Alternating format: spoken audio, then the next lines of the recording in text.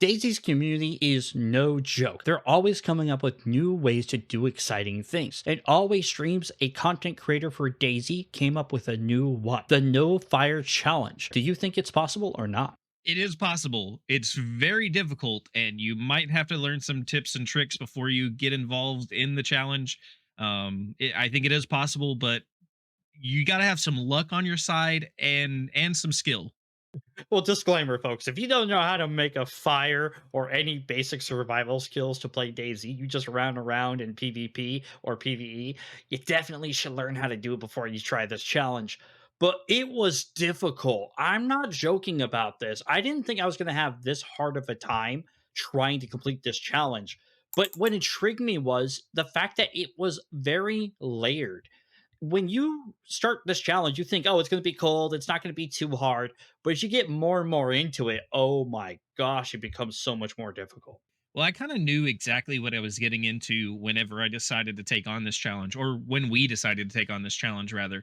Because if you refer back to our other Sakhal video where we talked about Frostline, I had to learn how to remake fire in DayZ because I don't really do that in the other maps because you don't you should definitely learn how, you should definitely know how, but you don't exactly have to. Like there's other ways to survive. It's easier to survive that way.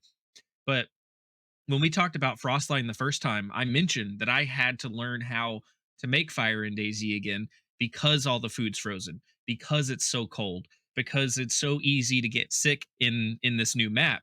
And then we just take that all away for this challenge. So all of that knowledge, I got to put it aside and I got to find new ways to thaw my food out, new ways to have fresh water. Oh my gosh. The way I'm just thinking about this is Dimension Caveman. He learned how to make fire. He forget. He learned how to make fire again for new map. He then can't make fire no more. Dimension sad. And then finding a club to hit zombies with. That's all you got to add to that, and it's a perfect description. Let's just talk about our experience with stories about this, man. I died a total of 7 times trying to complete this challenge, and there were 3 times where I almost was able to get to a stage where I felt I would be okay without having to make a fire, because you can get to a certain, temperature range or whatever where the fire isn't necessarily needed, but it was only 3 out of 7 deaths that I was able to get close to it. I've never successfully survived long enough not to worry about the cold anymore. I would say that I died roughly around like 10 to 14 times, give or take. Not all of it was because of the cold. Most of the time it was because I starved to death, which is because of the cold.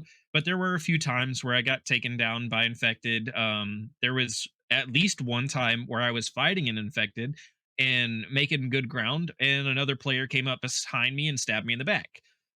So I mean, we take on this challenge, but we also take on the normal challenge of DayZ of fighting the infected and fighting other players potentially.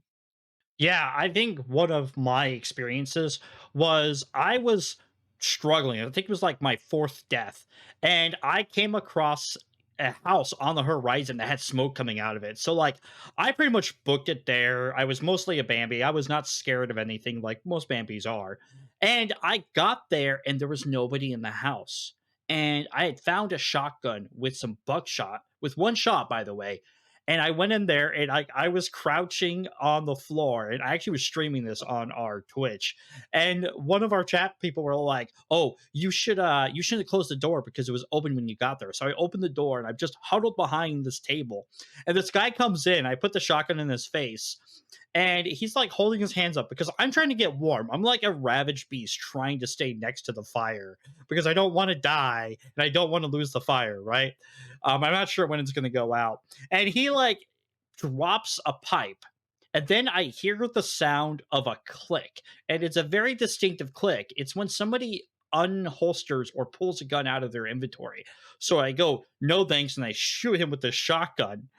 And I just was all like, I was so proud of myself, not because I survived that long to get to that fire, but because I was good at PvP for that fraction of a second, which normally I suck at PvP. But I mean, I would have ever had that story because most times when I'm running around the map, I can make my own fires. So I'm not desperately trying to stay close to the warmth. It was just awesome. Yeah, through the 10 to 14 deaths that I had one time where I actually found fire. Somebody else had lit a fire in a house and left. Unfortunately, I was a relatively fresh spawn, so I wasn't even very cold yet. I didn't have any food that I could thaw out. I didn't have any water or drinks that I could thaw out. So the fire did me basically no good. I went out to other buildings in the town to try to find some food, found some food, came back to that same house, and the fire had already burned itself out. So the one time I did find fire while doing this challenge, it didn't help me. My story that is kind of a dumb thing to happen is that you can thaw food in your jacket. You can put food in your jacket and thaw it out. However, I didn't realize things like the canned sardines, things like the brisket spread. You have to open those first for them to start thawing out in your jacket. Oh, So really? yes, they will thaw out. They take very long time, but they will thaw out, but you have to open them first. The way I found that out is I walked around for about an hour with a both a can of sardines and a brisket spread in my pocket, and it never thawed out. I finally starved to death. So my next run I played, I found some more of that. I opened it up, put it in my pocket, and it thawed out. So I essentially starved to death with food on my body because I didn't know to open it first. Things like potatoes, things like peppers, dried cucumbers, all that stuff will thaw out on its own as long as you have not a piece of clothing that's not ruined to put it in. But anything that's canned or that can be opened seems like it has to be opened before it'll start thawing out due to your body heat. I also tried to use heat packs to thaw things out, like put the heat pack in the inventory with your food. I don't think that works. I really hoped it would to thaw things out faster, but I don't think it affects that at all. Might be a cool thing for the DayZ devs to consider. If there's a heat pack next to something in your inventory, could be a way to heat it up. I would like that actually. But I actually really enjoyed this challenge Always Streams kind of presented. He only did a video on it and he kind of suggested for people to try it. But it was so layered. I wasn't only worried about the cold, it started to affect how I got food, like you were just talking about. It affected even how I dealt with the infected because the cold was always sapping away my health because I was always freezing. So when I started to lose, water and health, the food, I was in the yellow or reddish health whenever I got into a fight with an infected. So I really had to dance around them. And the one or two fights you would get in would sometimes lead to death. I think I died like in my, 4 to 7 deaths. I think like three of them were too infected. One of them or two of them were just starving. So it wasn't always the cold that killed me, but the cold made the challenge of surviving in DayZ a lot harder. Like you said in the beginning, the DayZ experience became even more difficult with this challenge. Yeah, and it's a lot more dangerous to leave the town you're in and try to venture to the next town, especially for someone that doesn't know the map, doesn't know how far away you are from the next town, and you don't have any kind of vehicle to get to the next town. I've never been in a vehicle in DayZ.